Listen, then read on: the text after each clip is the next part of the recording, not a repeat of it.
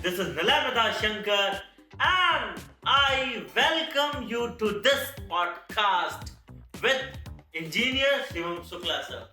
Hi sir, my name is Shivam Shukla and I am working as a retail sales officer in Indian Oil Corporation. And today it's blessing that it's my privilege that I have come to your podcast. Thank you sir for inviting me. Welcome, welcome. Welcome you all to very important podcast by engineer Shivam Shukla. Hi guys. Let's welcome Shivam Shukla sir, who hails from the city of Lucknow. नवाबों के शहर से हैं ये, और आज हम इनकी inspiring journey के बारे में समझेंगे. How he hailing from lower middle class, and on the basis of his hard work, determination, sir has not only did wonders in academics but also cracked many competitive examinations with very good ranks in GATE. He also cracked many competitive examinations like BSNL. Currently, sir is working with Indian Oil Corporation Limited as an assistant manager in retail sales. Let's hear more from him only and his journey. So sir, tell our viewers about your life journey, upbringing, from where you hail from. Thank you Nilesh sir. Nilesh sir ने जैसा कि बताया आपको कि मैं लखनऊ का रहने वाला हूँ, नवाबों का शहर लखनऊ, और इस लखनऊ ने मुझे बहुत कुछ दिया, बहुत कुछ सिखाया, और मेरा पूरा बचपन वहीं बीता. लखनऊ में मैंने स्कूलिंग करी अपनी, और वहीं से मैंने कई चीज़ें सीखी. वहीं से मैंने ये तय किया कि मुझे इंजीनियरिंग करनी है, और इंजीनियरिंग के बाद जैसा कि सर ने बताया कि मैंने बहुत सारे एग्जाम्स को क्रैक किया. इसमें वन ऑफ द जो इंजीनियरिंग के लिए एग्जाम होता है गेट एग्जाम, और मैंने इलेक्ट्रिकल इंजीनियरिंग से गेट एग्जाम को 2019 में क्लियर किया था, और मेरी रैंक थी 125 रैंक थी ऑल इंडिया. और उसके बाद मैं जो है इंडियन ऑयल में आ गया. तो मैं शिवम आपसे पूछना चाहूंगा, what role does school played in whole process? You got education from very good school. Lucknow Public School is a very good and reputed school in Lucknow. And what help did LPS played in your life, and how it shaped ultimately your journey? LPS school जो है Lucknow public school, उसकी कई branches हैं लखनऊ में. तो ऐसी branch जो है रायबरेली रोड पे थी, वहाँ पे हमने जो है मैंने स्टडी किया था. और लखनऊ पब्लिक स्कूल की खास बात ये थी कि जो है वहाँ पे सभी टीचर्स बच्चों पे मतलब बहुत ध्यान देते थे, और पेरेंट्स से 1-to-1 टच रहता था. पेरेंट्स जब मीटिंग्स होती हैं, हर स्कूल में होती है, वहाँ भी होती थी, पर उसमें टीचर्स बिल्कुल बच्चों की जो पॉइंट्स हैं उनको अच्छे से बताते थे, और बता करके उन्हें क्रिटिसाइज ना करने के बजाय उन्हें सपोर्ट करते थे कि कैसे वो अपनी चीज़ों को ओवरकम कर सकें. आपको मैं बताना चाहूँगा, लखनऊ पब्लिक स्कूल की बात है, मैंने अभी फिलहाल मैंने इलेक्ट्रिकल इंजीनियरिंग करी और मैं इंडियन ऑयल में हूँ. पर एक टाइम ऐसा भी था जब मैं क्लास 6 में था, कुछ चीज़ों की वजह से लखनऊ पब्लिक में मैंने एडमिशन क्लास 6 में लिया था. इससे पहले मैं एक कॉन्वेंट स्कूल में पढ़ता था. कुछ जो भी चीज़ें रही, कुछ वजह से मेरे जो मैथ्स थी, मैथमेटिक्स सब्जेक्ट इतना अच्छा नहीं था, और मुझे जो है क्लास 6 में मैं प्रमोटेड पास हुआ था मैथ्स में. मतलब जस्ट उन्होंने टीचर ने बोला था या तो रिपीट कर लो उसको, या मुझे ग्रेस मार्क्स देके वो पास कर रहे थे. तो उसमें पेरेंट्स की इतनी इकोनॉमिक अच्छी नहीं थी स्थिति कि मैं उसको रिपीट कर पाऊँ क्लास 6 को.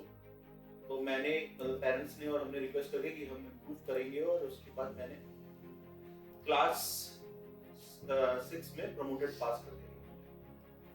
फिर उसके बाद मैंने मैथ्स को जानने की और कोशिश की। मैथ्स में मुझे लगता है जो सबसे बड़ा बच्चों का जो अभी पढ़ भी रहे हैं बच्चे, 5th में होंगे, 6th में होंगे, 7th में होंगे, तो बच्चों को जिन बच्चों को मैथ्स में दिक्कत होती है उनका बेसिक यही होता है कि बच्चे जो है 4th में 5th में उनका कुछ छूट जाता है या वो पढ़ नहीं पाते या उनका कुछ उन्हें समझ में नहीं आता है, तो धीरे धीरे वो चीजें वाइंड अप होती जाती है। और 5th की चीज 4th की चीज अगर उन्हें नहीं आती तो 6th की चीज उन्हें वैसे भी समझ में नहीं आती, क्योंकि ये पूरा एक चेन लिंक है। अगर मैं मैथ्स की बात करूं तो टीचर्स जो होते हैं, अमूमन टीचर्स, ज्यादा टीचर्स ऐसे ही होते हैं जो बोलेंगे आपको कि ये नहीं आता तुम्हें, तुम इससे सीखो, 6th क्लास की चीज को सीखो। पर वो ये चीज कभी नहीं बच्चों को बताते कि आपको 5th की चीजें भी क्लास 6 में सिखा देगा, आपको नहीं आती है। और बच्चा डरता जाता है, एक टाइम ऐसा आता है क्लास 10th में वो मैथ उसके लिए हवा बन जाती है और उसको पढ़ने में बहुत दिक्कत होती है। तो मैं उन बच्चों को चाहूंगा कि जो बच्चे अभी भी क्लास 6 में है, 7th में है, 8th में है, उन्हें मैथ से डर लगता है, तो उस डर को फेस करें। हमने देखा भी है, बहुत सारे ऐड है, क्या डर के आगे जीत है। तो डर के आगे जीत यही है कि हमें डर को फेस करना पड़ेगा। डर को ये फेस करना पड़ेगा, जो पहले हमें चीज नहीं आती है हमें उसे एक्सेप्ट करना पड़ेगा कि हमें नहीं आती, हमें क्या नहीं आता है। हो सकता है क्लास 7 के बच्चे को क्लास 3rd की मैथ नहीं आती है, क्लास 7th के बच्चे को हो सकता है 4th क्लास की मैथ नहीं आती है, तो उससे पहले उसको पढ़ना चाहिए, उसको सही करना चाहिए। उसको मल्टीप्लिकेशन नहीं आ रहा, उसको बेसिक एलसीएम नहीं आ रहा, एचसीएफ नहीं आ रहा, यूनिटरी मेथड्स नहीं आ रहे, तो उसे कोई घबराने की जरूरत नहीं कि क्लास 8 की मैथ नहीं आ रही है। उसे इसलिए नहीं आ रही है कि उसने क्लास 4 की मैथ में दिक्कत करी है, और उसे कोई बताने वाला नहीं रहा, सिर्फ डांटने वाले रहे कि तुम्हें नहीं आता है। ये उसे खुद समझना होगा। आज मैं देखता हूँ अपने हर जगह हम सोसाइटी में देखते हैं कि हर बच्चा जो है ट्यूशन पढ़ रहा है, कोचिंग पढ़ रहा है, सब कुछ कर रहा है, स्कूल दिन भर स्कूल में रहता है बच्चा। एक छोटा बच्चा 4th क्लास का बच्चा, सर आप भी देखते होंगे, 2nd क्लास का बच्चा जाके सुबह से मतलब स्कूल पढ़ता है, 7:30 बजे 7 बजे का क्लास लगता है उसका, पूरे दिन 2 बजे रहेगा, उसके बाद फिर उसको शाम को ट्यूशन मिलते रहता है।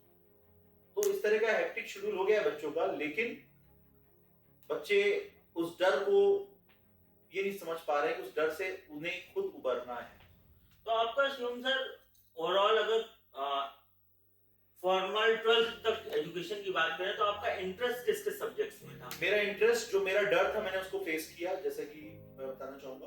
और डर को फेस करके मैंने जो है मैथ्स को अपना दोस्त बनाया, मैथ्स को मैंने अपना दोस्त बनाया और मैंने उसकी प्रॉब्लम को सॉल्व करना सीखा, प्रॉब्लम को सोचना सीखा। मैं सही बताऊं सर, मैंने क्लास 10 तक कोई भी कोचिंग नहीं करी है। दो मैं 6 क्लास में प्रमोटेड पास हुआ था, पर मैंने किसी भी कोचिंग को नहीं लिया। कोचिंग को ना लेकर के वो इसमें एक रोल ये भी रहा, मेरी मैथ्स की टीचर जो थी ये बहुत अच्छी थी। मुझे लगता है अगर उनके हम लोग ध्यान से चीजें पढ़ लेते थे, क्योंकि उनके अंदर जो मैंने अपनी कन्वर्सेशन में बताया वही एक चीज कि मुझे अगर उन्हें पता चल गया कि मुझे नहीं आता है 4th की चीज, तो उन्होंने मुझे उस टाइम 4th की चीज समझा दी, बजाय ये बोलने की कि आपको नहीं आती है और आप उसी के 8th तक जो है। तो एसेंशियली मेंटर ने, teacher as a mentor, she played very important role, very in guiding you and overcoming the obstacle which you faced in class 6 and which also helped throughout your life also. हाँ, उसको वो किया। और दूसरी चीज जो मेरी सबसे इम्पोर्टेंट थी मैथमेटिक्स जैसे सब्जेक्ट को पढ़ने में, वो एक ये थी कि मैं, मेरे को अगर कोई क्वेश्चन नहीं आ रहा है तो मैं कभी उसको टीचर से नहीं पूछता था। आप लोगों को अजीब लगेगा कि ऐसा मैं क्यों बोल रहा हूँ, टीचर से तो पूछूंगा, पर मैं टीचर से नहीं पूछता था, मैं अपने दोस्तों से नहीं पूछता, किसी से नहीं पूछता था। मैं कॉन्सेप्ट मैंने टीचर से समझ लिया, पर क्वेश्चन मैं टीचर से नहीं पूछता था। मैं उस क्वेश्चन को समय देता था, 1 दिन देता था, 2 दिन दिया, 3 दिन दिया, तीसरे दिन वो क्वेश्चन मुझे आ जाता था। 99% केसेस में मुझे आ ही गया, क्योंकि मैं उसके बारे में कंटिन्यूअसली सोचता रहा, उसको रिवाइज करता रहा, उसके कॉन्सेप्ट को कि कहां से वो होगा। एसेंशियली करत करत अभ्यास के जड़मत हुए सुजान। बिल्कुल सही बोला। The more you work hard, the more you sweat in peace, the less you bleed in war. तो अब हम लोग इसके आगे की बात करते हैं कि after class 12, since you were a bright student, you had many options. कि इंजीनियरिंग भी कर सकते हैं, मेडिकल भी कर सकते हैं, और मैनेजमेंट में भी जा सकते हैं और भी बहुत सारी फील्ड थी। तो दो क्वेश्चन है कि पहला कि आपने इंजीनियरिंग ही क्यों चूज की एंड व्हाई इलेक्ट्रिकल इंजीनियरिंग और why particular branch of engineering. तो मैंने जो है क्लास 10th के बाद एक्चुअली क्लास 6 में प्रमोट होने के बाद जब क्लास 10th में मैं गया तो क्लास 10th में मेरे 99 मार्क्स आए थे 100 में मैथमेटिक्स में। साइंस में भी मेरे अच्छे मार्क्स थे प्लस तो मुझे एक्चुअली मैथ्स में जो मेरा फियर था उसमें मुझे मजा आने लगा। तो जब मुझे उसमें अच्छा लगने लगा तो मैंने मैथ्स को ऑप्शन चूज किया। जब मैथ्स को ऑप्शन चूज किया तो फिजिक्स केमिस्ट्री के साथ पीसीएम जो है मैंने ले लिया। और उसके बाद क्लास 11th में मुझे मैंने कोचिंग ज्वाइन करी थी लखनऊ में, तो वहां पे मुझे एक फिजिक्स के टीचर मिले, तो मैंने उनसे फिजिक्स पढ़ी और उनकी पढ़ाई में फिजिक्स ने मुझे और ज्यादा मोटिवेट कर दिया टुवर्ड्स इंजीनियरिंग। और मुझे फिजिक्स इतनी ज्यादा पसंद थी कि कुछ लोगों को जैसे घूमना पसंद होता है, मुझे फिजिक्स की चीजों को सोचना, करना, उसको वो करना, मतलब वो मेरे लिए एक बर्डन नहीं था, part of life. It has become a part of life. वो पार्ट ऑफ लाइफ बन गया मेरा। You began to enjoy the journey. मुझे बेसिकली वो जर्नी जो मैथ्स और फिजिक्स की थी वो मैंने एंजॉय करना शुरू कर दी। हाँ, इस बीच में आप लोगों को लग रहा होगा केमिस्ट्री को छोड़ दिया, तो मैं सही बताऊं मुझे केमिस्ट्री कभी अच्छी नहीं लगी और इसी वजह से शायद मैं जो है उस टाइम पे आईआईटी में मेरा सिलेक्शन नहीं हो पाया, क्योंकि मैंने जिस चीज को बहुत पसंद किया और बेसिकली कॉम्पिटिटिव एग्जाम में आपको सब कुछ कवर करना पड़ता है, तो उससे भी मुझे सीख मिली, उस ट्वेल्थ से मुझे सीख मिली जो कि फाइनली मैंने गेट में ऐसी गलती नहीं। बहुत अच्छा आपने बताया और कैसे ऑब्स्टेकल को ओवरकम करना है, कैसे वीकनेस को स्ट्रेंथ में कन्वर्ट करना है। The viewers and the young students should learn from you. And also अब यहाँ बहुत इंपॉर्टेंट चीज आता है कि जैसा कि बोला जाता है don't put all eggs in one basket. जो सभी स्टूडेंट्स को भी ध्यान रखना चाहिए कि हर सब्जेक्ट इक्वली इंपॉर्टेंट है। जैसा कि इन्वेस्टमेंट में भी बोला जाता है कि आप पूरा पैसा एक ही जगह ना लगाएं, हर जगह लगाइए। सेम चीज स्टडीज में भी लागू होती है कि don't put all your eggs in one basket. आप केवल 2 सब्जेक्ट या 3 सब्जेक्ट ही ना पढ़िए, सब सब्जेक्ट पढ़िए। तो यहाँ नेक्स्ट क्वेश्चन आता है कि then you join a very good engineering college. Now tell your journey during your engineering days, your BTech days, and what you did different from other that you got selected in GATE with very good rank, and you also cleared many competitive examination. BTech days जैसे कि आप लोगों को लग ही रहा होगा बातों से कि मैं स्टूडियस बच्चा रहा हूँगा, कभी भी मैं बता रहा हूँ, तो एक अनसेटिस्फैक्शन मतलब थी, आईआईटी में नहीं हो पाया था। तो फिर एक अच्छा यूपीटीयू का प्राइवेट कॉलेज था जहाँ से मैंने मतलब अपनी बीटेक शुरू की। बीटेक मैं चाहता था electrical mechanical. Which college was it? Kite college जो है यूपीटीयू का, काइट गाजियाबाद। तो वहां से मैंने जो है बीटेक अपनी करी और मैं बीटेक मैकेनिकल से करना चाहता था, but due to some reasons और सम इश्यूज मैं इलेक्ट्रिकल फाइनली लैंड अप मतलब इलेक्ट्रिकल इंजीनियरिंग मैंने वो करी। तो बीटेक फर्स्ट ईयर में तो मैं बहुत ज्यादा मतलब इंटरेस्ट नहीं आया मुझे, और यही था कि सेमेस्टर किसी तरह पास करना है। तो सेकेंड ईयर में मुझे कुछ, जब फर्स्ट ईयर का खत्म हो रहा था सेकेंड सेम, तो मुझे कुछ स्ट्राइक हुआ कि मैं लगता है कहीं मिस हो गया हूँ अपने उसमें, और मैंने कॉलेज का एटमॉस्फेयर देखा। तो एटमॉस्फेयर से काइट कॉलेज अच्छा कॉलेज है, बेसिकली डिसिप्लिन कॉलेज है, और यूपीटीयू के कॉलेज। KIET is a very, to all viewers, KIET is a very good college and students with good academics only take admission in KITE, and it's a very top ranking UPTU. Those who get good rank in UPTU goes into KITE. तो उसमें मतलब admission लिया मैंने, तो वहाँ पे basically अच्छा मतलब एक सेमेस्टर तो मैं ऐसे ही रहा मेरा।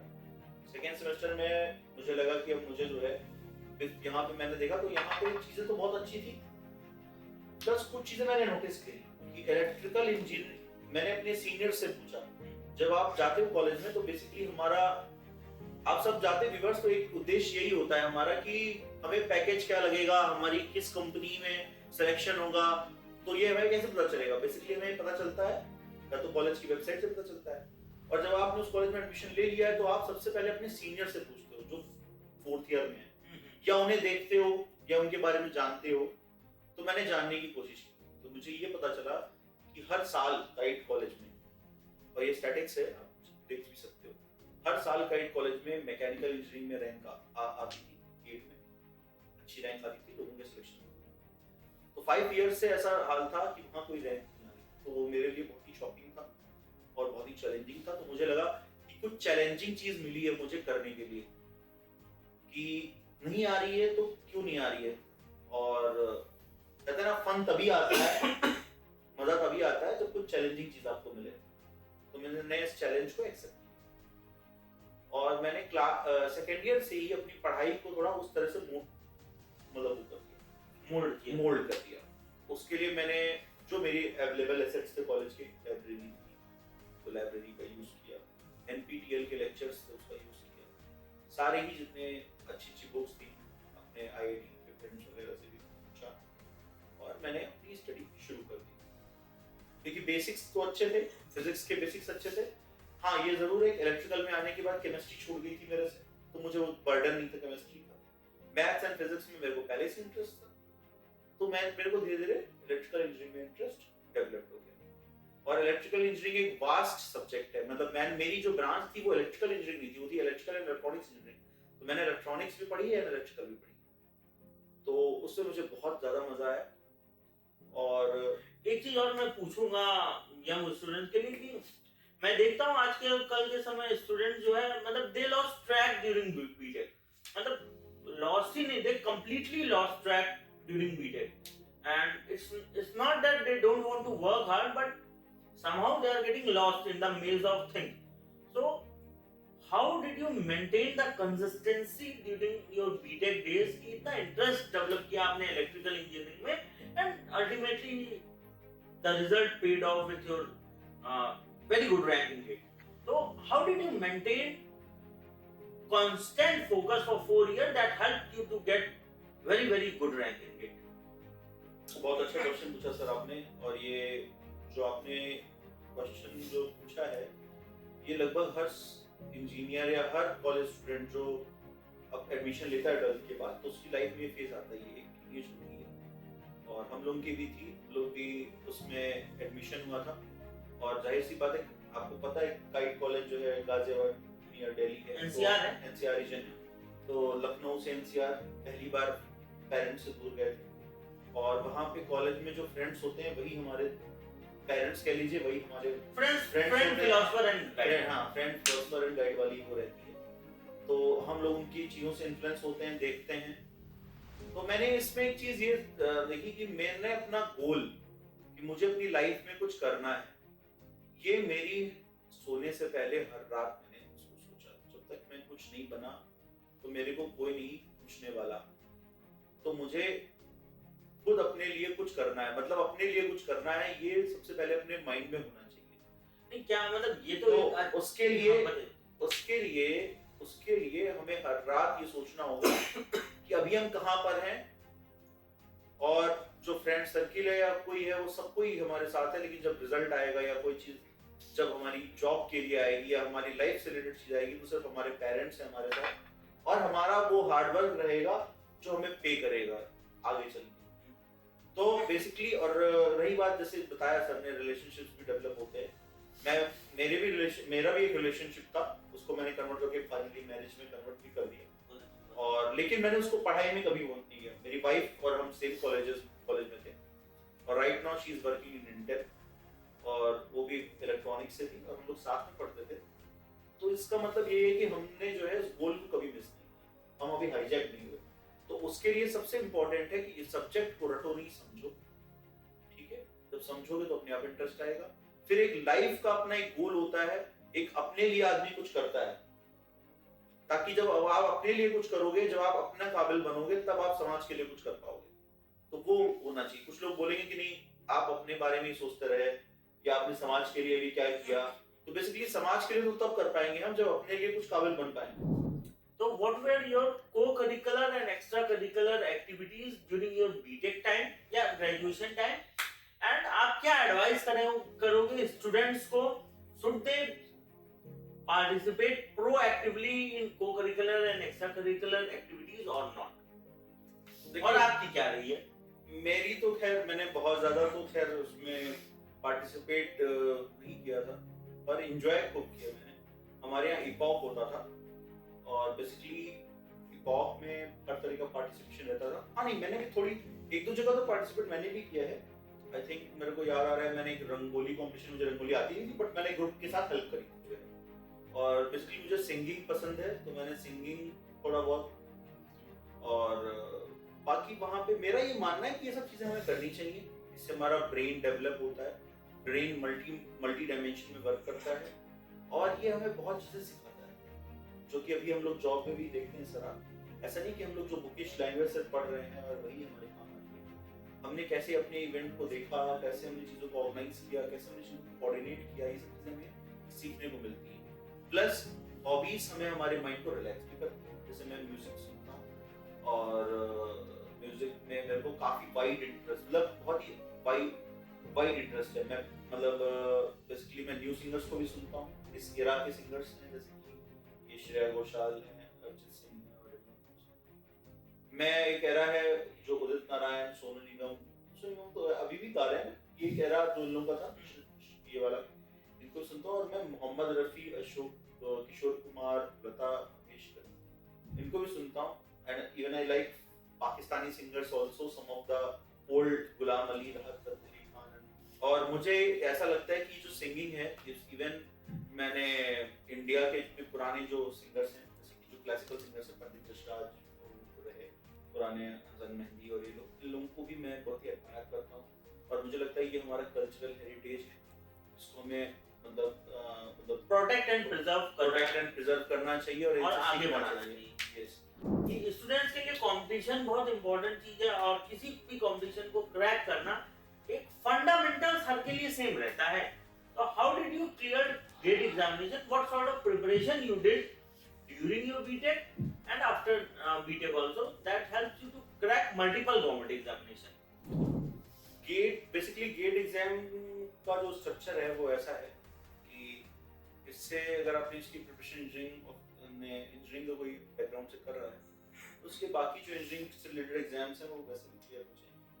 और बेसिकली गेट स्कोर को जितनी भी आपकी बड़ी पीएसयूज हैं वो उसको कंसीडर करती हैं, वो उसी के बेसिस पे सिलेक्शन करती हैं। जैसे कि मेरा selection NTPC, POSCO, Indian Oil, ONGC में सब में हुआ था। और तो ये इम्पोर्टेंट है गेट स्कोर जो है। तो गेट स्कोर क्या है, मैंने बेसिकली इंजीनियरिंग के जो सब्जेक्ट्स थे उनको बहुत अच्छे से पढ़ा और उसको समझने के पर्सपेक्टिव से पढ़ा। जैसा कि पता है गेट थोड़ा न्यूमेरिकल बेस्ड और एनालिटिकल बेस्ड सब्जेक्ट है, ना कि थ्योरेटिकल है। तो बेसिकली थ्योरी का जो एप्लीकेशन है वो है गेट एग्जाम में जो यूज होता है। तो उसके लिए मैंने न्यूमेरिकल्स वगैरह जो भी थी बुक्स थी उनका वो किया। प्लस इसमें जो है मुझे कुछ अच्छे टीचर्स का सहयोग मिला, कॉलेज टीचर्स और कोचिंग के कुछ टीचर्स थे। मैं कोचिंग इंस्टीट्यूट था दिल्ली में, बहुत फेमस है, सुल्तान बीटीसी। बट मैं बेसिकली टीचर्स का नाम लेना चाहूंगा। तो टीचर्स हाँ, इलेक्ट्रिकल मशीन्स के जो टीचर थे, बेसिकली बैकग्राउंड उनका बहुत अच्छे टीचर्स। इवन जामिया मिलिया में भी, इस्लामी में भी पढ़ाते थे। डॉक्टर हामिद हसन अख्तर, तो ये इन्होंने मुझे इलेक्ट्रिकल मशीन्स और बेसिकली जो हमारा वो पढ़ाया। मैंने जैसे आपको बताया था कि मेरी ब्रांच इलेक्ट्रॉनिक्स थी और गेट में इलेक्ट्रिकल इंजीनियरिंग का जो पेपर आता है उसमें इलेक्ट्रॉनिक्स भी आती है। तो इलेक्ट्रॉनिक्स के सब्जेक्ट्स में मुझे एनालॉग इलेक्ट्रॉनिक्स जो सबसे मतलब अलग सब्जेक्ट माना जाता है इलेक्ट्रिकल के लिए। इलेक्ट्रिकल के बेसिक सब्जेक्ट्स हैं पावर सिस्टम्स, और इलेक्ट्रॉनिक्स, मशीन्स, कंट्रोल सिस्टम्स, ये सब सब्जेक्ट्स हैं। सिग्नल सिस्टम्स भी है, कॉमन सब्जेक्ट्स हैं। लेकिन जो एनालॉग इलेक्ट्रॉनिक्स है, डिजिटल इलेक्ट्रॉनिक्स है, ये काफी अलग है, मतलब जो है तो हमें वो भी पढ़ना पड़ता है। तो मेरे को एक थे मिस्टर अडड्डा राजकुमार, तो उन्होंने मुझे बहुत अच्छा पढ़ाया एंड आई लव्ड इट, और उसने मुझे बहुत काफी हेल्प करी। तो मैंने कभी मतलब मेरे लिए कभी भी जब एमटेक करने का भी रहा, एमटेक में भी मैंने एडमिशन लिया था। मेरे गेट रैंक से मुझे एमटेक में मैंने आईआईटी बॉम्बे में भी एडमिशन लिया था। और तो मुझे कभी ये नहीं रहा कि मुझे तो एसेंशियली मैं जो समझ पा रहा हूँ कि दो चीज बहुत इंपॉर्टेंट है। एक चीज है कि conceptual clarity and understanding of the subject. आपको सब्जेक्ट में डीप डाइव करना पड़ेगा to understand the subject properly, और आपको घुसना पड़ेगा, उस टॉपिक को समझना पड़ेगा, और रटंत विद्या घटंत विद्या में नहीं जाना पड़ेगा। आपको रटने वाला चीज नहीं रह। और हाँ, जैसा कि क्लास 6 में अच्छे मेंटर मिले तो मैथ्स का फियर खत्म हुआ एंड बहुत अच्छे रिजल्ट्स आए फ्यूचर में। सेम चीज during your graduation also, you got in touch with some of the great mentors from ADC, and that shaped your career because they helped to make the subject a story, a journey. You made those things your life process. You begin to enjoy the process, enjoy the journey. Yes basically कहेंगे कि मैंने journey को enjoy किया। मैंने electrical engineering को बहुत ज़्यादा enjoy किया। मीनवाइल मेरा कॉलेज दिल्ली में था, तो मैंने ऐसा नहीं है कि सिर्फ पढ़ता ही रहा, मैंने एंजॉय भी किया। दिल्ली में जो है घूमने की बहुत अच्छी अच्छी जगह है। पहले तो हिस्टोरिकल प्लेसेस हैं सारी, मैंने वो विजिट कुतुब मीनार से लेकर के आप रेड फोर्ट और ये सब चीज़ें हैं। चांदनी चौक की मार्केट बहुत फेमस है, वहाँ का जो पराठा है, और एक हौज खास बहुत अच्छा एरिया है साउथ दिल्ली का, वहीं पे हमारी कोचिंग हुआ करती थी। वहाँ पे साकेत में नहीं होगी, साकेत में नहीं थी, हौज खास थी, कालू सराय में थी। साकेत में एक्चुअली सिविल इंजीनियरिंग, तो मैंने वहाँ पे भी जाकर ऐसा नहीं कि एंजॉय भी किया। तो नेक्स्ट क्वेश्चन जो कि बहुत सारे व्यूअर्स के दिमाग में रहती है, स्टूडेंट्स के दिमाग में रहती है, और वो ऐसा चीज है ना खाते बनता है ना निगलते बनता है, वो है रिलेशनशिप। तो दो तीन क्वेश्चन एकदम क्रिस्टल क्लियर होते हैं बच्चों के दिमाग में। ये पहला क्वेश्चन होता है, रिलेशनशिप करनी चाहिए या नहीं करनी चाहिए, और उसके क्या फायदे क्या नुकसान, और क्या चीज देख के रिलेशनशिप डेवलप करनी चाहिए कि वो आपको करियर में हेल्प करे। इस पे भी आप लाइट डालिए। रिलेशनशिप्स सही बोला, क्योंकि अब कॉलेज में जब हम जाते हैं इतने दूर, तो गर्ल्स एंड बॉयज सब साथ ही पढ़ते हैं। जाहिर सी बात है, रिलेशनशिप किसी से इन्फेक्चुएशन होना, किसी से आपको अच्छा लगना, किसी के साथ अटैचमेंट कोई बहुत नॉर्मल सी बात है, कोई ऐसा वो नहीं है। बट इस जिस टीनेज में हम लोग होते हैं, उस टाइम पे हमें लाइफ के बहुत बड़े डिसीजंस नहीं लेने चाहिए, मेरा ये कहना है। उसकी जर्नी को एंजॉय करना चाहिए। बेसिकली हमें फ्रेंडशिप को, रिलेशन जो है उसकी फ्रेंडशिप को फ्रेंडशिप तक ही एक सीमित रखना चाहिए, जब तक हम अपने करियर में कुछ वो नहीं कर लेते। आई थिंक क्योंकि वो एक एज ऐसी होती है जिसमें हम लाइफ के पूरे ब्रॉडर सारे डिसीजंस नहीं ले सकते। और how did you ensure that relationship did not impacted your studies? क्योंकि दिक्कत यही आ जाती है उसमें क्या है, सेम उसमें वही चीजें सेम, जो आपके साथ जो पार्टनर है उसकी लाइफ डिसलाइक्स ऑलमोस्ट सेम होनी चाहिए। ऑब्वियसली बात है, ऐसा तो नहीं है कि आपको खेलना पसंद है उसको पढ़ना पसंद है, ऐसा तो नहीं चलेगा। ऑब्वियसली बात है, नहीं चलेगा ऐसे। और रिलेशनशिप को जो है एज अ बर्डन लेके नहीं चलना चाहिए, और स्टडी को एज अ बर्डन लेना चाहिए। और अगर आप एंजॉय करके पढ़ेंगे, एंजॉय करके करेंगे, तो everything will be okay.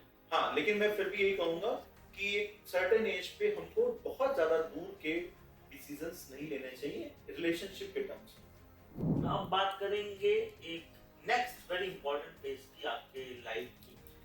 Experience Indian oil के साथ कैसा रहा है, क्या टेन्योर रहा है, क्या ट्रेनिंग रही है, क्या पोस्टिंग रही है, लर्निंग क्या है, and why students should join Indian Oil, और for that matter any PSU in general.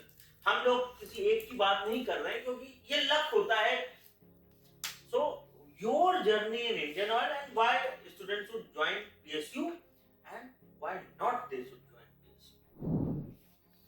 बहुत ही इंटरेस्टिंग क्वेश्चन है सर, और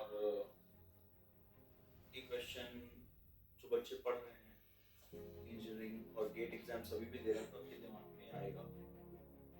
बेसिकली है क्या, पीएसयूज में देखिए अलग अलग, आजकल हर पीएसयू की वेबसाइट पे उसका वर्क कल्चर, वर्क प्रोफाइल और मिल जाता है।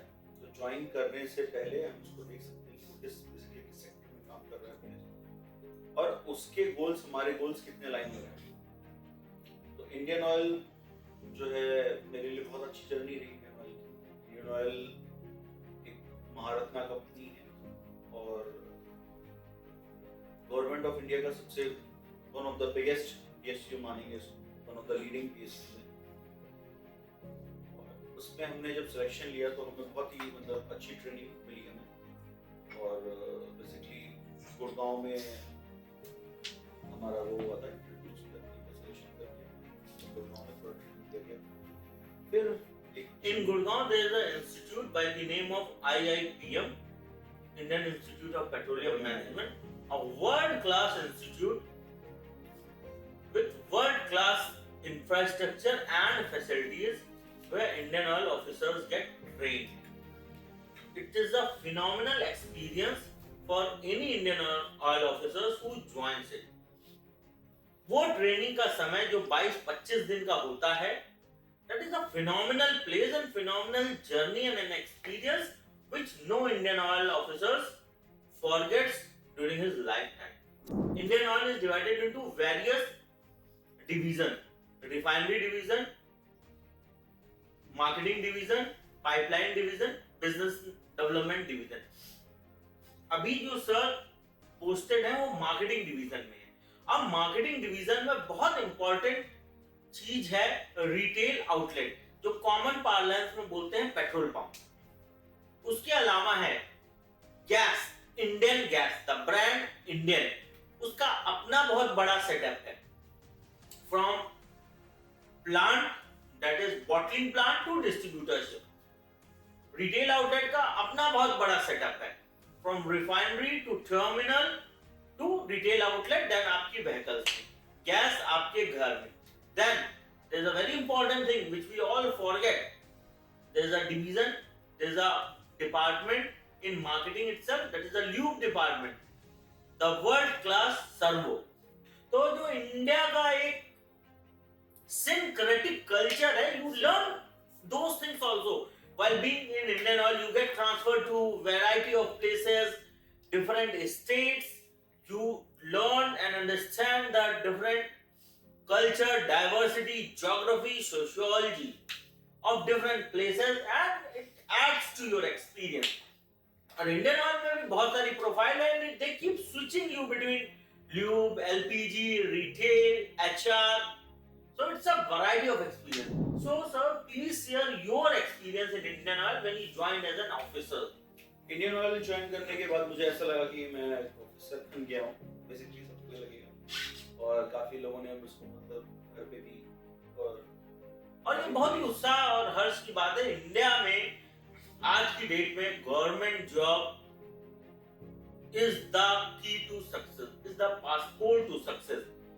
एक लोअर मिडिल क्लास का लड़का के पूरे घर परिवार, उसकी लाइफ और आने वाले पीढ़ियों की लाइफ बदल जाती है once he clears government examination, क्योंकि वो पूरा एटमॉस्फेयर ही चेंज हो जाता है।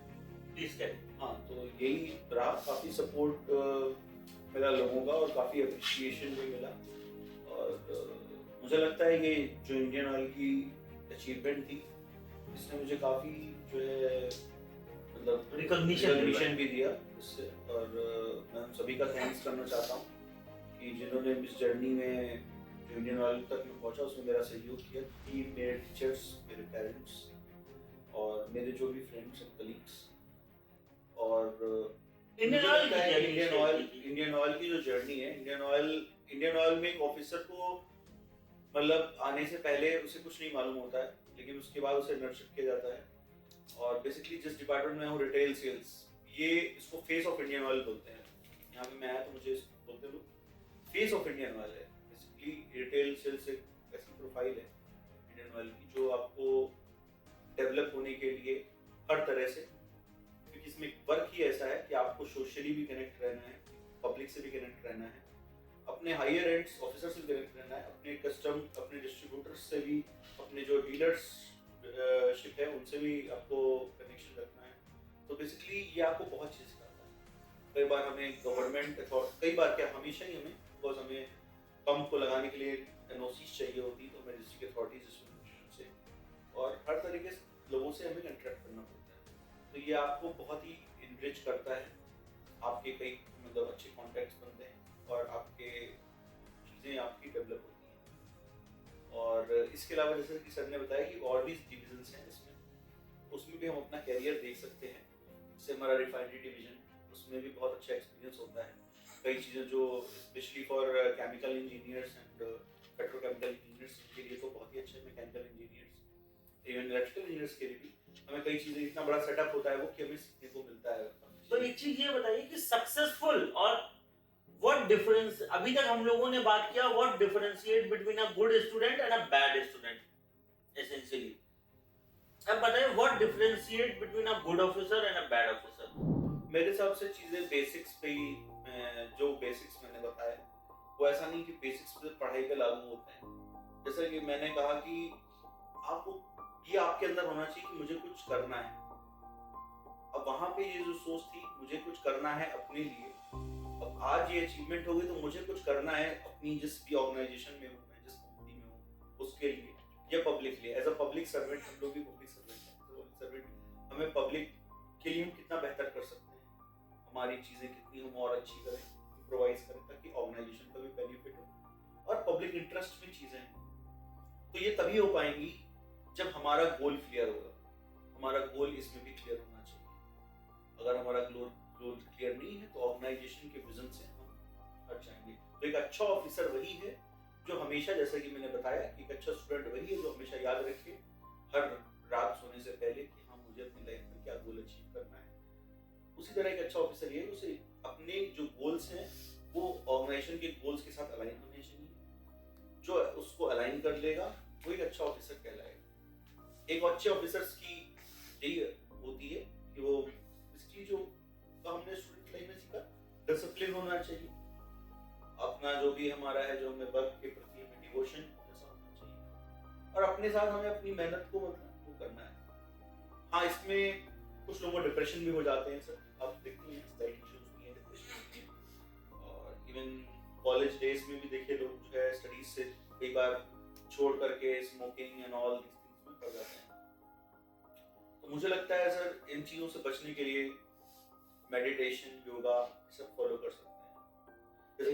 एक चीज मैं पूछूंगा, आज के समय बहुत सारे प्लेटफॉर्म पे हमें सुनने को मिलता है work life balance is a myth. What is your take on the work life balance in an organisation? अब रिसेंटली बहुत सारे बयान ऐसे आए हैं, चाहे industry stalwart like Narayan Murthy हो, चाहे विप्रो की तरफ से आया है, that they are saying you should devote yourself only to the organization. What is your take on the work-life balance thing in an organization? And does Indian Oil provides work-life balance or not? Basically, work-life balance, it's not about the, मैंने सुना है मतलब वो बाकी statements, तो work life balance का मतलब ये है कि it's not about the time कि 9 से 5 जॉब हो रही है या 10 से 5 हो रही है। बेसिकली हमें जो टास्क दी गई है, मैं तो इसी तरह काम करता हूँ, जो हमें टास्क दी गई है उसे अपने टाइम बाउंड मैनर में उसको फिनिश करना है। और मुझे लगता है कि एक आदमी जो पर डे की जो उसकी टास्क है, अगर वो उससे टाइम बाउंड मैनर में फिनिश कर लेता है तो वो अपने वर्क को जस्टिफाई कर रहा है। तो ऐसा जरूरी नहीं है कि आप सुबह 8 बजे से रात के 10 बजे तक काम करोगे डेली तो ही आप वर्क लाइफ बैलेंस हो जाएगा। तो आपने ये तो बता दिया कि how you do your task और how you successfully complete your task और जॉब असाइन। क्या वर्क लाइफ है भी आज की डेट में कि वर्क लाइफ बैलेंस है ही नहीं? क्योंकि ऐसा बहुत देखने को आता है, सुनने में आता है, इवन एक्सट्रीम केसेस भी आते हैं सुसाइड के, रेजिग्नेशन के। तो वर्क लाइफ बैलेंस नाम की चीज बची भी है कि नहीं? वर्क लाइफ बैलेंस जो है बहुत बड़ा सब्जेक्टिव टॉपिक। मैं तो यही कहूँगा कि वर्क लाइफ बैलेंस में मैंने जैसा बताया कि अपने जो टारगेट्स हैं कोशिश करें कि अपनी जो टास्क है जो हम कर सकते हैं उसको हम लोग थोड़ा सा एक प्रायोरिटी बना के, क्योंकि हमें कई सारी टास्क मिलती हैं तो उसमें क्या प्रायोरिटी है उसको करके, ताकि हमें कभी पैनिक सिचुएशन ना आए। ऑलमोस्ट आती है, बिकॉज हमें पता है कि मार्केट में चाहे कोई भी इंडस्ट्री हो, अब इस टाइम पे कट थ्रोट कंपटीशन चल रहा है। ऐसे मुझे नहीं लगता, बहुत ही कम ऐसे बिजनेस होंगे तो कहीं मोनोपोली नहीं बची। तो जब कहीं मोनोपोली बची नहीं, कट थ्रोट कंपटीशन चल रहा है, तो ऑब्वियसली बात है कि चाहे वो किसी भी सेक्टर में हो, गवर्नमेंट सेक्टर हो चाहे नहीं, तो कंपटीशन होगा। कंपटीशन जब होगा तो अपने आप मैन पावर पे फोकस आएगा, मतलब मैन पावर पे वो आएगा, क्या बोलते हैं, ठीक है। तो आपका बर्डन अच्छा आता है। जवाब है कि तो बताइए। तो यही है कि उसमें हमें जो है प्रायोरिटाइज करना चाहिए, प्लस इसके साथ हमें मेडिटेशन की अपनी हॉबीज को भी परस्यू करना चाहिए। बट ऑयल कंपनी तीन, मतलब एसेंशियली तीन oil company control more than 95%, हाँ, Indian oil and HPCL and BPCL. ये तो ओलिगोपोली टाइप ऑफ मार्केट है। इसमें कौन सा बहुत ज्यादा मार्केट कंपटीशन है कि प्रॉक्टर एंड गैम्बल का साबुन बिक रहा है कि 1000 कंपनी बना रही है, या सर्वोल्यूब है कि 40 तो कंपनी है। हाँ, तीन कंपनी है क्या? ये तो ओलिगोपोली मार्केट है, इसमें कहाँ कंपटीशन इसमें है? सर प्राइवेट प्लेयर्स भी आ रहे हैं। वो तो बाकी 3-4% है। बाकी जो है मार्केट पेनिट्रेशन जो हमारी मतलब कंपनीज का जो अदर कंपनीज का वो बढ़ रहा है, और इन टर्म्स ऑफ रेवेन्यू ये चीजें जो है उसमें वो हो रही है। तो और हर कंपनी चाहती है कि हम एक मार्केट लीडर रहें। इंडियन ऑयल तो हमेशा से रही है और आज भी हम उसी के लिए वर्क कर रहे हैं दिन और रात, कि वो मतलब लीडर रहे इंडियन ऑयल। और इंडियन ऑयल अब उसने वैसे भी अपनी टैगलाइन चेंज कर दी है, it is the energy of India. तो वो बन के हम लोग उसको पूरा वो करेंगे, हेल्प करेंगे उसको, और इट्स आवर ड्यूटी, ये हमारी ड्यूटी है कि हम इसको एनर्जी ऑफ इंडिया बनाएं। आपने बहुत अच्छा पॉइंट रेज किया, Indian oil the energy of India. Those who want to join, just I was playing the devil's advocate to make young officers who are joining Indian Oil, who have joined Indian Oil or who is aspiring to join Indian Oil, make your mind to work hard. Things are not bed of roses. It's your hard work and determination that will make things bed of roses. If you are not going to sweat in peace, you will bleed in war. In order to make Indian Oil the energy of India and the market leader, our seniors have burned midnight oil. They have worked extremely hard and under adverse circumstances. So make yourself accountable and be a leader and work like an entrepreneur in this company. This company will give you enough chances to rise and shine like a star, to rise and shine like a sun. But then you have to burn also like a sun. Else, it will be very difficult for anybody to survive in this glorious company.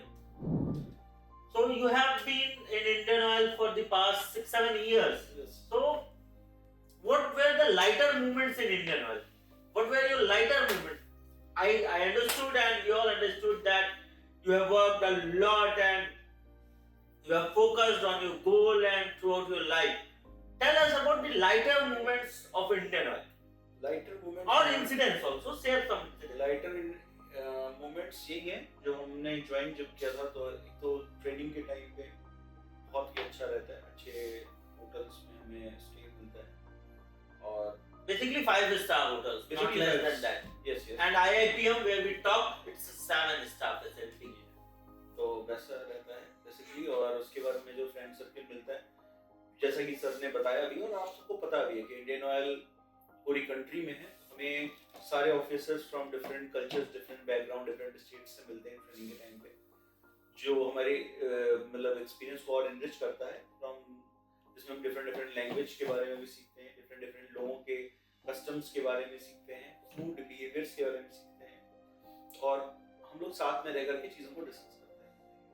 एक वो रहता है। उसके अलावा Indian oil में हर साल Indian oil day मनाया जाता है, सारे ऑफिसर्स उसमें रहते हैं, वो भी बहुत अच्छा मूवमेंट होता है। और इंडियन ऑयल डे पे जो है हम अपनी फैमिलीज के साथ गेट टुगेदर होती है। इसके अलावा हमारे यहाँ अगर मार्केटिंग डिवीजन रिटेल सेल्स की बात की जाए तो डीलर के साथ भी हम लोगों की एक डीलर कन्वेंशन लोग रखते हैं ईयरली। अभी कोविड में नहीं हो रहा था but we practise it. It's a very vibrant thing. Dealer convention is a very vibrant thing. Indian Oil is a very vibrant thing, and there are very cultural festivals also that take place in Indian Oil. हाँ, cultural festivals को enrich करते हैं, plus जो है इसके अलावा जो भी हमारी You were also part of grand events which when Ram Janmabhoomi episode took place in Ayodhya. Yes, share about that. Ayodhya पे जब ये अयोध्या हमारा जब बन रहा था अयोध्या टेम्पल बेसिकली जब उसका इनॉग्रेशन होने वाला था उसके पहले इसके स्पीक एंड स्पैन के लिए और उस रिटेल आउटलेट्स के लिए तो सबकी ड्यूटी लगी थी। मैं भी अयोध्या उस टाइम पे था और हमने अपने आरओस को जो भी चीजें थी उसके हिसाब से मॉडर्नाइज कर रहे थे बिकॉज एक ह्यूज क्राउड ह्यूज पब्लिक और एक ग्रैंड इवेंट था अपने देश का सबसे बड़ा one of the biggest event was there. मैं इसको इवेंट क्या बोलूंगा, इसको एक अचीवमेंट बोलूंगा जो राम टेम्पल जो हमारा बना और इस अचीवमेंट का हम भी पार्ट ये है कि हमने भी उस टेन्योर में उसमें देखा अपनी आंखों से कंस्ट्रक्शन होते हुए चीज़ों को देखते हुए और वो बहुत ही एनरिचिंग एक्सपीरियंस था और बहुत लाइवली एक्सपीरियंस था। सारी चीज़ें बिल्कुल स्पिक एंड स्पैन हो गई थी। And I hope you would have burned midnight oil 24/7. You have worked and provided best facilities in the retail outlet. कोशिश पूरी थी इंडियन ऑयल की तरफ से हमें बिल्कुल कि हम लोग जो है जो भी हमारे कस्टमर्स आ रहे हैं जो भी हमारे बाहर से आ रहे हैं ट्रेडर्स आ रहे हैं हमें पूरी फैसिलिटीज जो भी फैसिलिटीज रिटेल आउटलेट्स पे अवेलेबल रहती है बेस्ट क्लास सर्विसेज दें। तो ये सब चीजें हम लोगों ने डिस्कस किया। इसके अलावा एक बहुत इंपॉर्टेंट एंड ग्लेयरिंग टॉपिक आज के समय चल रहा है, ग्लोरिफिकेशन ऑफ चाय सुट्टा गांजा एंड अल्कोहलिज्म। तो एक्चुअली ये सब चीजें तो गलत है और इंसान को गलत चीजें करना बहुत अच्छा लगता है। Everybody wants to be rule breaker, they want to have drinks, they want to smoke, they go to a higher version of ganja, they want to socialize with those people only. So what's your take on this and how even young students, not just college going students but class 10th students get involved in all these vices, negative thing, वो लोग अपने को कैसे इन सब negativity से बचाएं, कैसे इन सब से बचे रहे, इन सब के से इन सब कुरीतियों से कैसे बचे रहे? ये बहुत ही इंपॉर्टेंट क्वेश्चन है आज के यूथ के लिए कि जैसे कि हम देखते हैं कि यूथ जो है इन चीजों में इंडल्ज हो रहा है, बेसिकली स्मोकिंग हो गया और जो अननेसेसरी जो चीजें हैं। तो इसके लिए तो सबसे पहले हमें ये सोचना चाहिए कि हमें सबको पता ही है कि सब चीजें इंजूरियस टू हेल्थ हैं और इसको एक सोशल मतलब स्टेटस या सोशल टैबू, सोशल प्रेस्टीज नहीं बनाना, सोशल प्रेस्टीज नहीं बनाना चाहिए और ना है ये। इट्स बेसिकली कि आप क्या हो विद योर अचीवमेंट्स ये मैटर करेगा, ना कि आप क्या शो कर रहे हो ये मैटर करने वाला है। जो आप हो वो अपने आप शो हो जाएगा, आपको कुछ चीजें किसी को शो करने की जरूरत नहीं है। ये सबसे पहले मेंटालिटी। और जब तक हम अपनी लाइफ में कोई अपना एम नहीं रखते, उसे कुछ अचीव नहीं कर लेते हैं, तो ये कोई इन चीजों से सिर्फ डाइवर्जन ही होता है और इन चीजों से कुछ नहीं। तो बेसिकली मुझे लगता है कि इसके लिए हम लोगों को, जैसे मुझे ऐसा लगता है इसमें थोड़ा स्पिरिचुअलिटी का हम लोग हमारे धर्म जो हम बेसिकली बिलोंग टू हिंदू धर्म सनातन धर्म, तो उसमें ये सब चीजें हैं कि if you are we are in touch with, अभी देखिए आपने जो इतना बड़ा महाकुंभ हुआ, कई सारे उसमें ऋषि और इवन कई सारे हमारे जो आए थे महागुरु, तो उन्होंने काफी हमें शिक्षा दी। और आजकल आप देखते हैं यूट्यूब पे एक हैं प्रेमानंद जी महाराज भी हैं, मैं तो उनसे काफी इंस्पायर होता हूँ। तो वो चीजें बताते हैं कि कैसे हम जो है इन चीजों से बच सकते हैं, ये चीजें हमारे लिए कितनी गलत हैं और इन चीजों से हम अपने अंदर कितने वीक होते जा रहे हैं। तो तब हमें समझ में आएगा कि लाइफ का असली मतलब क्या है, what is the true purpose of life, true way of living life, true purpose of life. इसके अलावा एक चीज ये तो आपने बताया कि भाई लाइफ में जो आपकी स्टैंडिंग है सोसाइटी में, that is by your achievement, not by cigarette, not by alcohol, not by ganja. But एक और क्वेश्चन है, once you achieve something, once you become an officer, be it Indian Oil officers, be it RBI officer, be it IAS, be it PCS, be it doctor, once you become all this, now you have achieved something in life. उसके बाद कैसे ये सब चीज से बचे, उसके बाद तो ये सब चीज की अवेलेबिलिटी बहुत बढ़ जाती है एंड पीपल इंडल्ज दो, जो लड़का चाय नहीं पीता वो बाद में दारू पीता है. How they should save themselves from these vices, they destroy their family in this. सही कह रहे हैं आप, कई फैमिलीज इसमें डिस्ट्रॉयड हुई है जो है. और मैं तो यही कहूंगा इसमें कि हमको जो है, मैंने बताया सर जैसे कि स्पिरिचुअलिटी ऐसा नहीं है कि वो चीजें डेवलप करके ब्रेन से ही, मतलब जो है उसको संस्कार बोलते हैं, वो बचपन से संस्कार यही होते हैं. अगर हम उसको थोड़ा धर्म से रिलेट रखेंगे, अपने स्पिरिचुअलिटी से रिलेट रखेंगे, तो हमें पता चलेगा कि जो है, जैसे शिव जी के बारे में बोला जाता है, शिव जी गांजा लेते हैं, शिव जी, जबकि शिव जी ने विष पिया. जब समुद्र मंथन हुआ, शिव जी ने जहर को पिया, विष को पिया, इस सृष्टि को बचाने के लिए. लोग उन्हें वो बोलते हैं कि गांजा पीते हैं, चरस पीते इसलिए हम पी रहे हैं. तो they are defaming our gods. ऐसे लोग डिफेम कर रहे हैं, ऐसे लोग बदनाम कर रहे हैं सनातन धर्म को.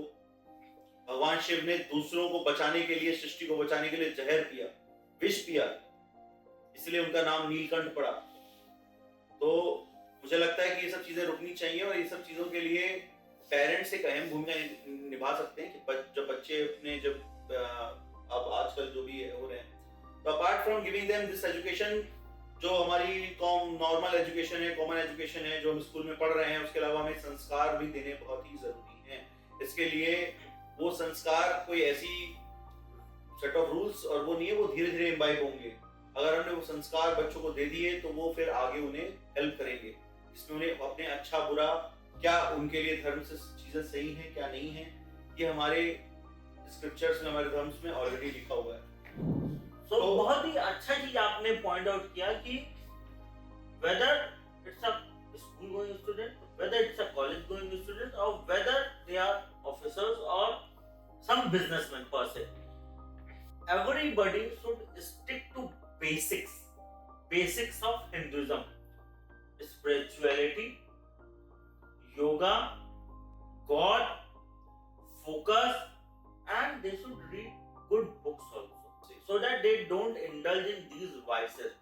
इसमें just to add to what you said, compliment to what you are saying, Indian Oil ने बहुत अच्छा time to time seminar conduct करती है, वेबिनार कंडक्ट करती है, लिटरेचर सर्कुलेट करती है, पूरी मेडिकल फैसिलिटीज देती है, so that people don't indulge in all these vices. And अगर हेल्थ वेल्थ रहेगी तो ही प्रॉस्पेरिटी होगी, because health, wealth and prosperity, you are earning not to waste it, but to add it, but to multiply it through good mode of investment.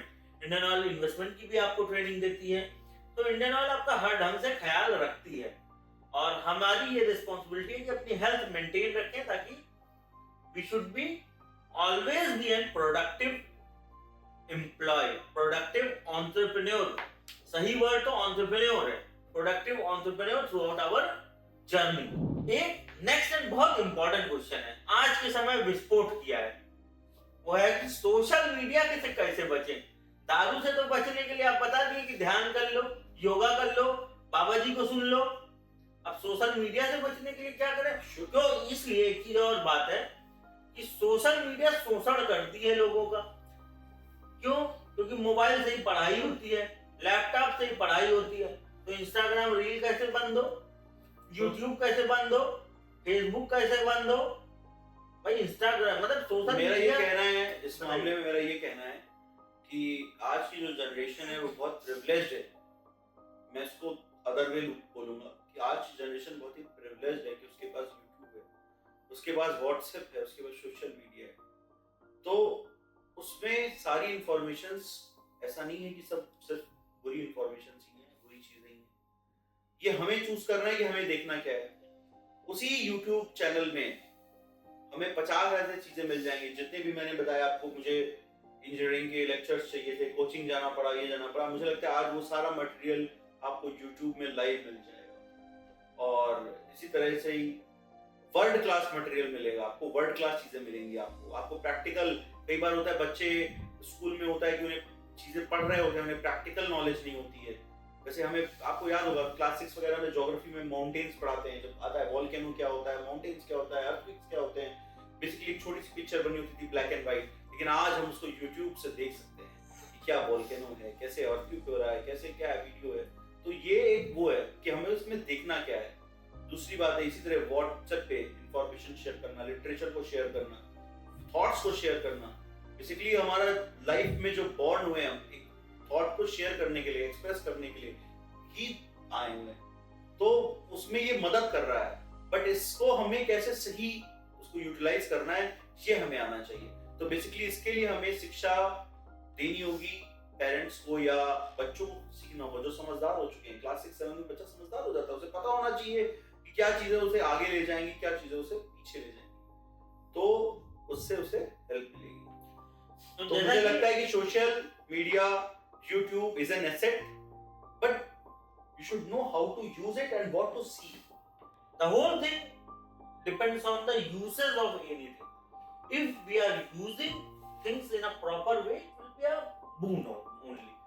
So as sir has advised, you all should use social media with utmost caution, and it's the responsibility and prime responsibility of parents to not allow their children to use mobile for other purposes than education. It's better to make them play on ground, sweat on ground, make them work in a team, make them play in a team, rather than keep them in only one room with TV on, which is known as idiot box. तो आपने बहुत अच्छा बताया social media का कि हमें positive use करना चाहिए हर चीजों का, ताकि हम लोग उसको बून समझ के बून अच्छे से यूज कर सकें। तो ये सब चीजें जो हम लोगों ने डिस्कस किया, इसके अलावा हम लोग आते हैं रैपिड फायर राउंड पे।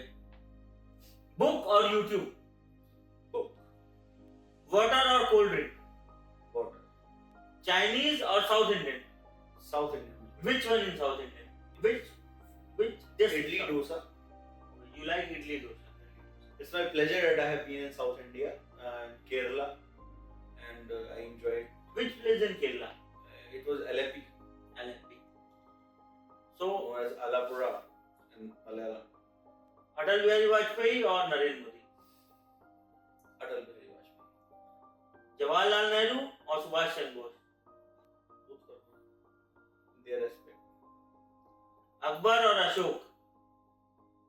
Ashok.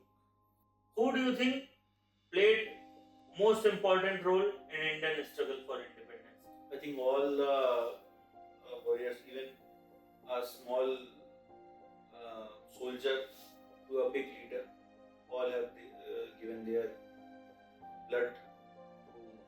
One lesson would you recommend from Bhagavad Gita to all the viewers who are listening to imbibe in their life? मेरे जो भी हमने डिस्कस किया उसको आप सुनेंगे ध्यान से, तो आपको जो भी मैंने डिस्कस किया उसको जब आप सुनेंगे ध्यान से, तो आपको यही समझ में आएगा।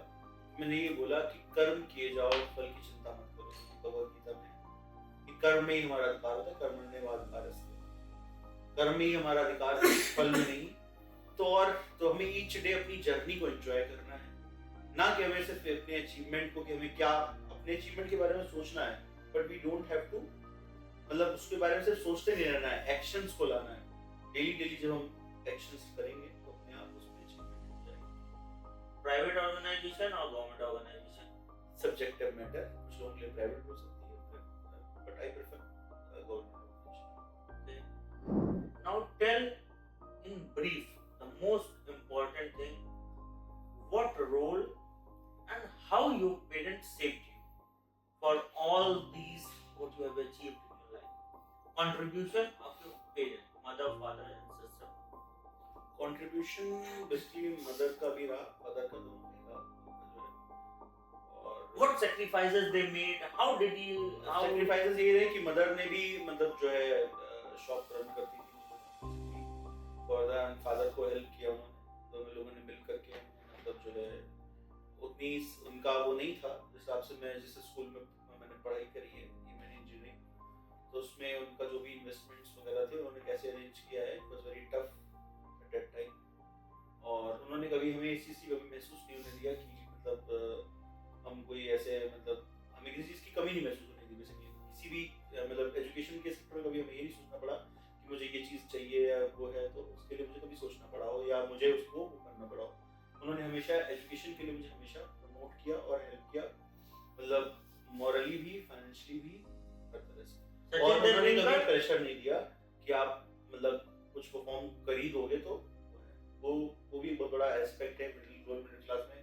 कई बार प्रेशर आउट ऑफ प्रेशर बच्चा अच्छा होते हुए परफॉर्म नहीं कर पाता है। तो मैं पेरेंट्स से यही कहना चाहूँगा इस चीज़ में कि हमें बच्चों को जो है हेल्प करना चाहिए, सपोर्ट करना चाहिए। रिजल्ट की एक्सपेक्टेशंस तो अच्छी चीज़ है बट उसको उतना ही रखना चाहिए। उसको ऐसा नहीं होना चाहिए कि जिससे आपका बच्चा प्रेशर में आ जाए और वो अंडर परफॉर्म करे या वो बच्चा इससे भटक जाए रास्ते से। मोटिवेट, गाइड एंड उसको आगे बढ़ने के लिए प्रोत्साहित करना चाहिए।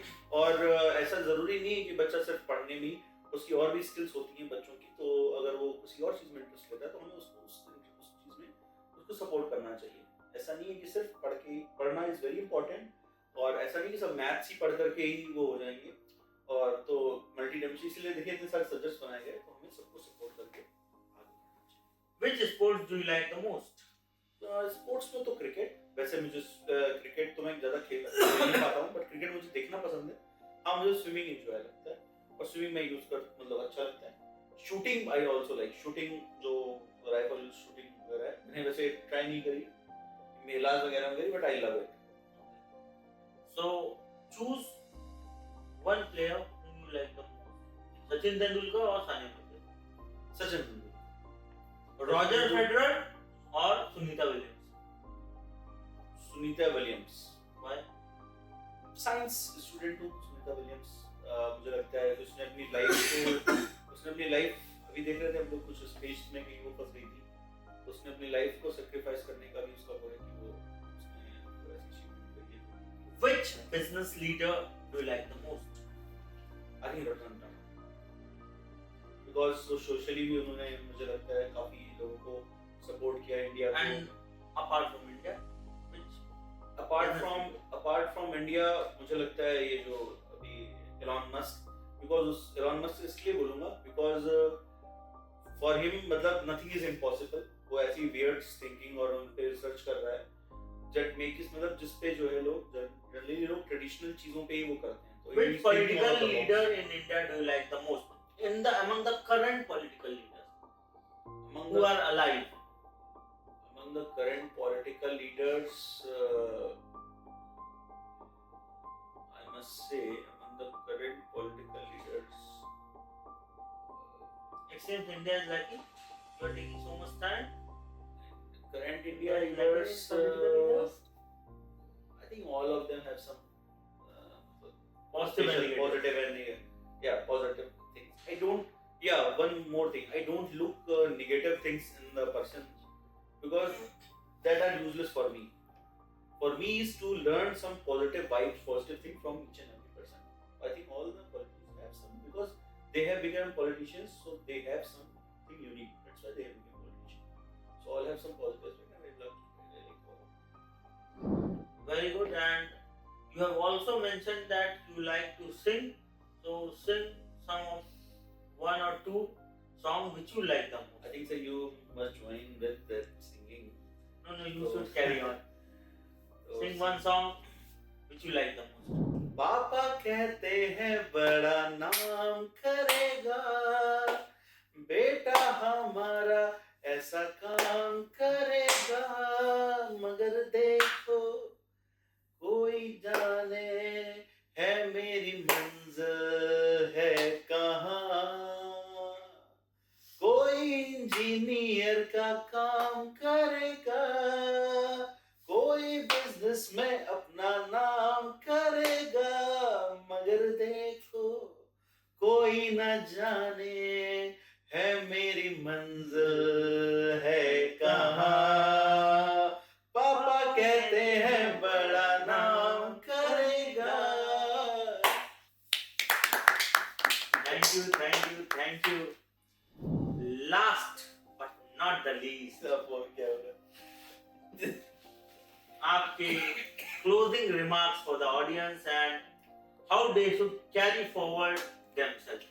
Closing remarks for the students, enjoy करो लाइफ को, एंजॉय करो, लाइफ को एंजॉय करने के लिए आए हो। लाइफ एक बार मिली है, मुझे लगता है इसे अपने आप पुनर्जन्म तो मान सकते हैं, पर मैं ये मानता हूँ लाइफ एक बार मिली है तो उसको अच्छे से लिव करो, अचीव करो, अपने पेरेंट्स को प्राउड करो, और इसमें जो भी आपको प्रॉब्लम्स आती है उसको अपने पेरेंट्स से शेयर करो, अपने फ्रेंड्स से शेयर करो। और इसके बाद स्पिरिचुअलिटी जो टर्म है ये बहुत वाइडर टर्म है इसका। इसे सीखो और अपनी लाइफ को बेटर बनाओ, गोल ओरिएंटेड बनाओ, फोकस्ड बनाओ, ना कि कंपैरिजन में जो है सोशल कंपैरिजन में अपनी टाइम को वेस्ट करो। अपनी एक यूनिक आइडेंटिटी, पेरेंट्स ने जो आपको दिया उसके लिए गॉड को थैंक करो, पेरेंट्स को थैंक करो, बट अपना नाम खुद क्रिएट करो, चाहे आप मिडिल क्लास हो, चाहे लोअर मिडिल क्लास हो, चाहे जो भी क्लास हो, but you should have a class in your life created by yourself। तो जैसे ही जब बच्चे पढ़ने जाते हैं, मेरे बाबा नहीं रहे जब मैं पढ़ने जाता था, तो कभी कभी अगर वो बैठे हैं गेट पे या देख रहे हैं कि मैं जा रहा हूँ, तो अक्सर या मैं कभी बीटेक में भी सेकेंड ईयर बीटेक में था तो वो नहीं रहे, बट जब भी थे वो तो चौपाई थी बड़ी अच्छी लगती थी और मैंने उसको याद भी कर लिया, तो बहुत अच्छी चीज की गुरु ग्रह पढ़न गए रघुराई, अल्पकाल विद्या सब पाई, यावर मांगो कृपा निकेता, बसहु हृदय श्रिय अनुज समेता। एक बहुत प्यारी चौपाई है कि जा पर कृपा राम के होई, ता पर कृपा करे सब कोई, जा पर कृपा राम के होई, ता पर कृपा करे सब कोई। Very good.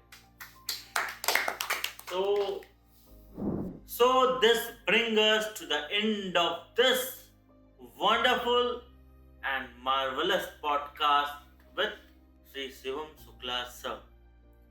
I hope this broadcast will help you and enrich your life. This was presented by your host Nilay Mitashankar. Do watch it, share it with your friend and family members for maximum benefit of them. Do like, share and subscribe.